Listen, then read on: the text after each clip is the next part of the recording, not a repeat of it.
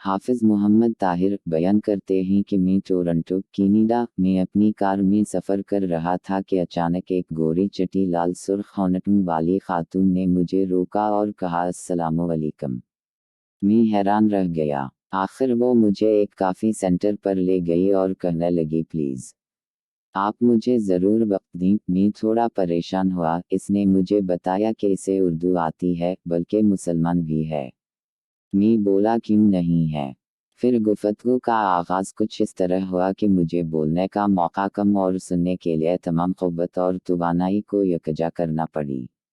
वो कहने लगी, देखो मैं मुसलमान हूँ, लेकिन तुम इस्लाम के ठेकेदार पाकिस्तानी मुसलमानों से कहीं बेहतर हूँ। मेरे दिल में हसद नहीं, बग़ज़ नहीं, किसी का दिल नहीं दिखाती, किसी से ज़ियादती नहीं करती, किसी का हक़ नहीं मारती, तमाम इस्लामी शायर का भरपूर ईमान की हद तक पास करती हूँ, अपने और खुदा के मुआमलात में किसी की दखलक अंदाज़ी नहीं चाहती। अपने शौहर, घर और बच्चों की वफ़ादार हूँ। वो बल्ला तकान बोले जा रही थी और मैं किसी मुजरिम की मानद सर झुकाए इसे सुने जा रहा था। दिल से निकली हुई आवाज़ हर किसी पर असर करती है। शायद इस सेहर में मैं भी गिरफ्तार हो चुका था। वो कहने लगी, मुझे इस्लाम कबूल किए हुए 34 बरस हो गए, मेरी उम्र 51 बरस है। इसने बताया कि 17 साल की उम्र में इसने एक पाकिस्तानी नजाद नौजवान अबरार से शादी की थी जो कि इनके यहाँ मुलाजिम था। वो बाकायदा तिलावत करता, नमाज पढ़ता था और दीगर मजहबी रसूमात की अदायगी हुस्न नीयत से करता था।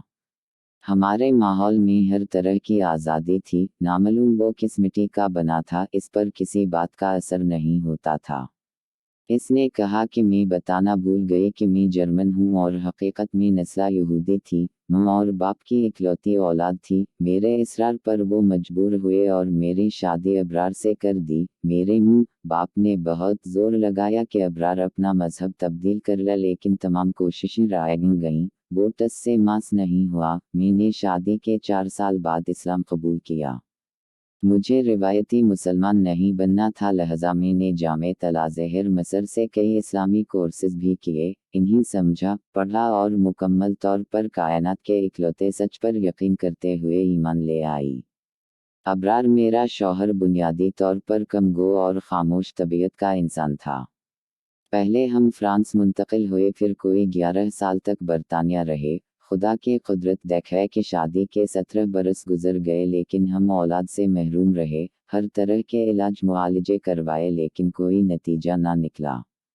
अबरार कभी मुझे पाकिस्तान नहीं लेकर गया, बकौल इसके इसके घर वाले मुझे कबूल नहीं करेंगे। वो बहुत सख्त और हट धर्म कस्म के लोग हैं। मैंने कभी इसरार नहीं किया। कुछ अरसे के बाद हम मराको भी रहे और एक हलाल फूड चीनी को वहाँ से बैठकर चलाते रहे। हमारा कारोबार फैलता गया और हम दोनों मियां बीवी हर तरह की निमतों को पाकर खुश थे। एक मलाल था कि काश हमारी भी औलाद होती। अबरार ने मुझे पाकिस्तान से कोई दवाई ला कर दी, तावीज़ भी पहनाए और कुछ कुरानी आयत का बाकायदगी से वजीफ़ा भी बताया। एतिक़ाद पुख्ता हो तो मंजिल आसान हो जाती है। मेरी गोद हरी हुई और अल्लाह ताला ने मुझे चंद सी बेटी अता की। फिर 2 साल के बाद दूसरी और तकरीबन 5 साल के बाद तीसरी बेटी मेरे आंगन में आन खेलने लगी। वो दिन है और आज का दिन कि मुझे मेरा शौहर छोड़कर कहीं बगैर बताए चला गया। मुझे औलाद तो मिली, लेकिन खावनद खो बैठी। किया बेटा पैदा करना मेरे बस में था। मैं तो मजबूर और लाचार थी। किया बेटियों औलाद नहीं होती। किया इस्लाम हमें यही तालीम देता है। कोई इसे समझाता कि हमारे नबी पाक सल्लल्लाहु अलैहि वसल्लम भी 4 बेटियों के बाप थे। खुदा ने नरीना औलाद देकर भी वापस ले ली। अगर आप सल्लल्लाहु अलैहि वसल्लम चाहते तो किया खुदा इन्हें मायूस करता।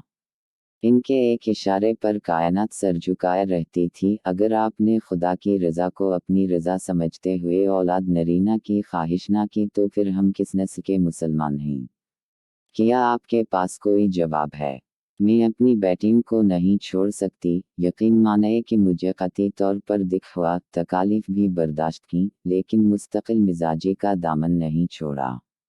कनाडा में रहते हुए मुझे तकरीबन 5 साल होने को हैं। मेरे दिल में ये रंजिश है, जब भी कोई पाकिस्तानी मिलता है तो इसे अपना दुखड़ा सुनाती हूँ। काश कहीं से अबरार वापस आ जाए। मुझसे ज़्यादा आज इसकी बेटियों को अपने बाप की ज़रूरत है, होती है। आखिर कब तक मैं इन पर नज़रों का पहरा लगाए बैठी रहूँगी। मेरी दरख्वास्त है इस पाकिस्तानी 3 बच्चियों के बाप से कि अगर वो जिंदा है तो अपने घर लौट आए। बेटी ज़ुहम्मत नहीं रहमत होती है। मैं नहीं कह रहा, बल्कि ये तो हमारे प्यारे पैगंबर सल्लल्लाहु अलैहि वसल्लम फरमा गए हैं।